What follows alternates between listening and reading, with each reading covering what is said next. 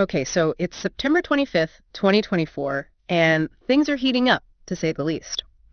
We're diving into President Biden's world today, and let me tell you, it is a whirlwind out there. Absolutely. You've given us a real mix here. We've got news articles, excerpts from Biden's UN address, even a little glimpse into what's happening on The View, of all places. It's quite the collection. It is. Yeah. So where do we even begin? I guess the UN speech feels like a good place to start, right? It's his last one as president, and it's got that historical weight to it. It does. He's talking about a remarkable sweep of history, really leaning into this idea of global cooperation in the UN Charter, but he's doing it all while this conflict in the Middle East is threatening to explode. And, oh yeah, did I mention it's an election year?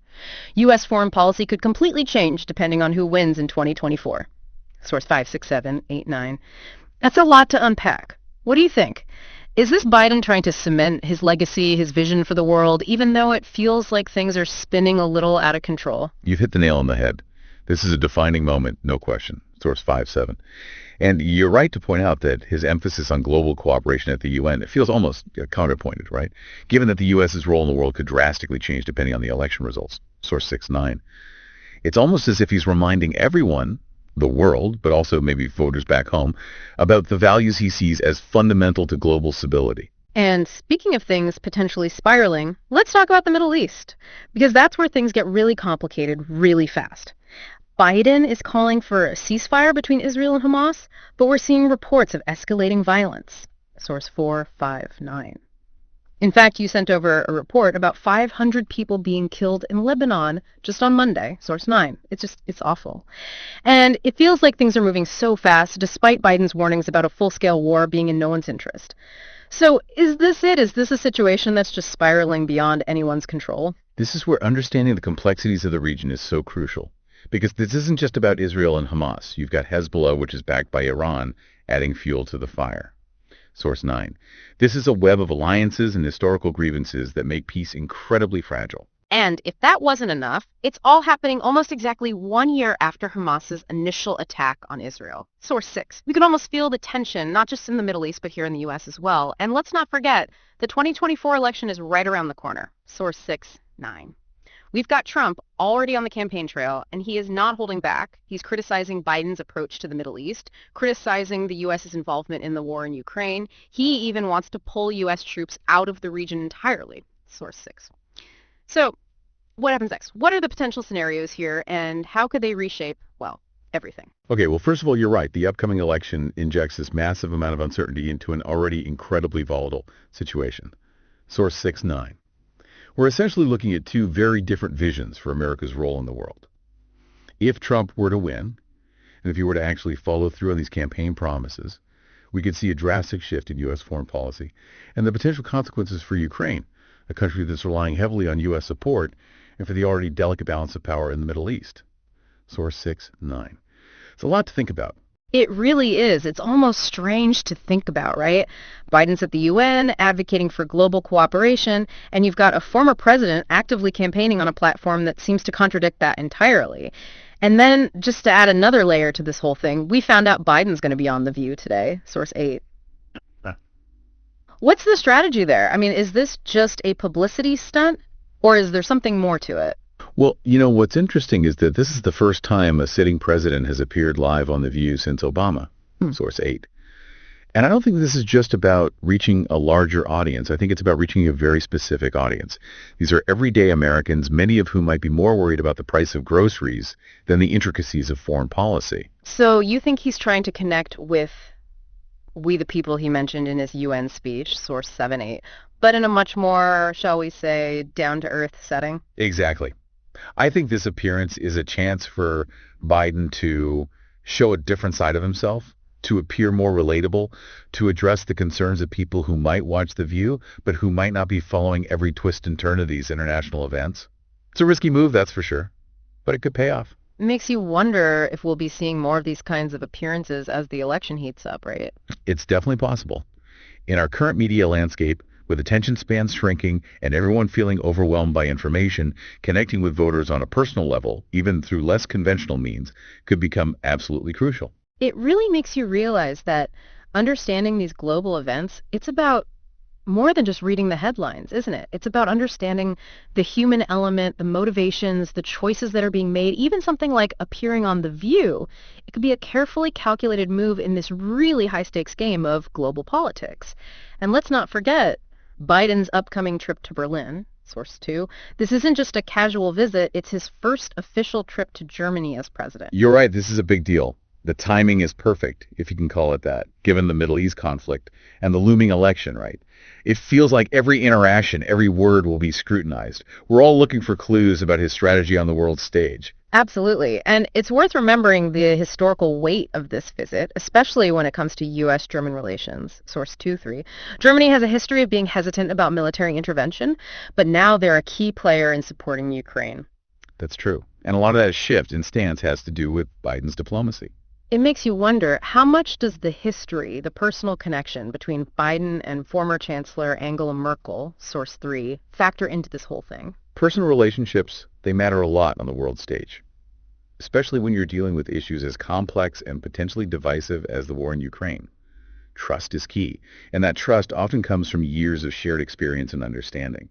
It's possible that Biden's history with Merkel, well, that could be a real advantage for him. It's a reminder that diplomacy, it's not just about policy documents or official statements, right? It's about cultivating those relationships, understanding different perspectives, and finding common ground. You're absolutely right, and that's what makes the current situation in the Middle East so challenging. You're talking about decades, centuries even, of deeply ingrained conflict. Finding a simple solution, well, that's practically impossible. Source 459.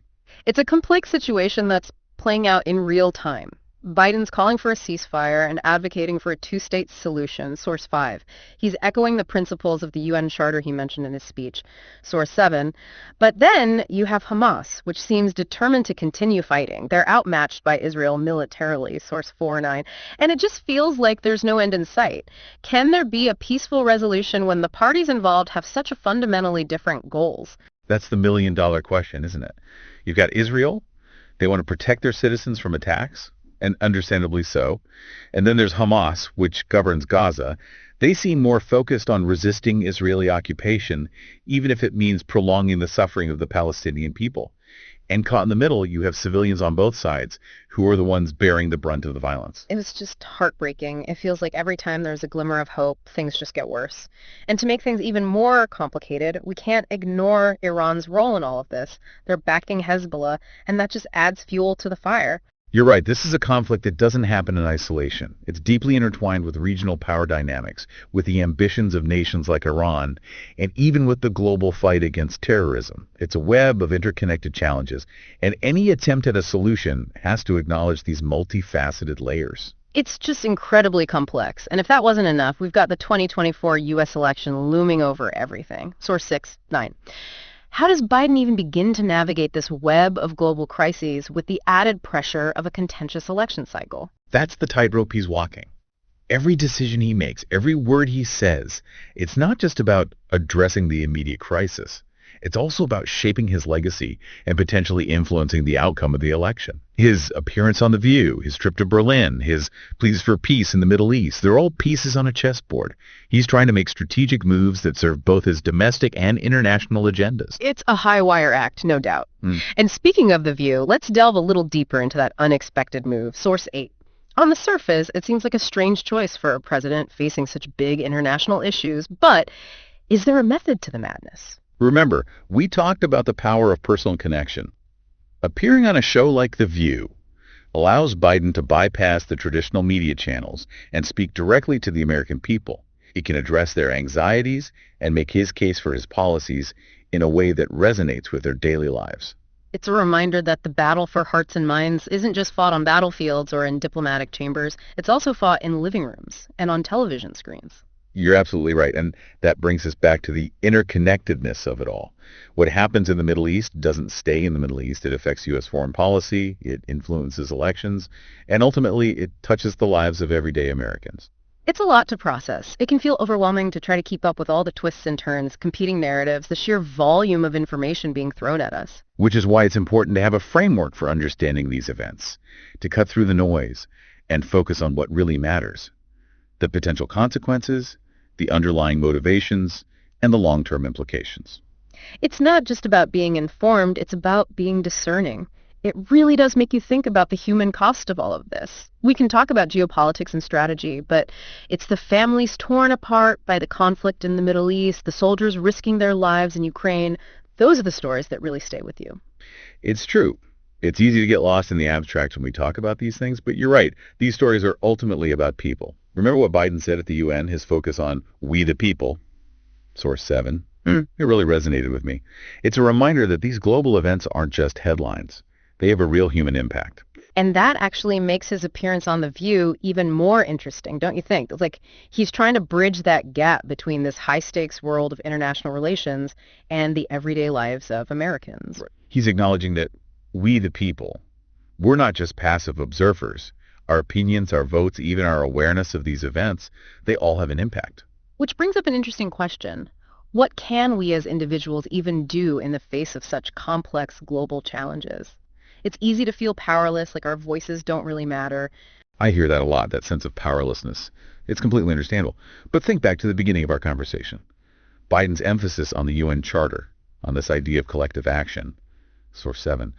The UN, yeah, it might be limited in its ability to act decisively because of political gridlock, but it exists because individual nations and the people within those nations recognized the need for global cooperation. So are you saying that Biden's appearance on The View, his pleas for peace at the UN, his trip to Berlin, it's all part of this bigger effort to mobilize not just governments, but people? Exactly. Because real change, lasting change, it requires more than just policy decisions made behind closed doors. It requires a shift in global consciousness, a recognition that we're all in this together, and that starts with individual awareness, with conversations like the one we're having right now. So where do we even begin? If we want to move beyond just feeling overwhelmed by the news, what are some concrete steps we can take to become more informed, more engaged global citizens? Well, first of all, diversify your media diet. Don't rely on just one news source. Seek out perspectives from different countries, different political leanings, different backgrounds. Understanding an issue means understanding the full spectrum of opinions surrounding it. It's like that old saying, there are two sides to every story. And then there's the truth, usually somewhere in the middle, right? But seriously, engaging with different viewpoints, it helps you develop critical thinking skills. You learn to question narratives, to identify biases, and to form your own conclusions based on a more complete picture. And that's something we've tried to do throughout this entire deep dive, right? We don't want to tell you what to think. We want to give you the tools to think for yourself, to connect the dots between these seemingly separate events, and to really understand the forces shaping the world around us. You got it. We've journeyed from the UN General Assembly to the set of The View, from the escalating tensions in the Middle East to the potential for a major shift in U.S. foreign policy. It's a lot, I know, but it's the world we live in. It's a world where everything is connected, where domestic politics and international relations, they're all intertwined. It's like we've been handed these pieces of a giant, constantly changing puzzle, and it's our job to figure out how they all fit together. And the most important piece of that puzzle is you, the listener. Your awareness, your engagement, your willingness to seek understanding, those are the things that will ultimately determine the course of our future. Well said. So as we wrap up this deep dive into President Biden's world, we'll leave you with this. Don't underestimate the power of your own voice, your own actions, however small they may seem. Stay curious, stay informed, and most importantly, stay engaged. The world needs you now more than ever.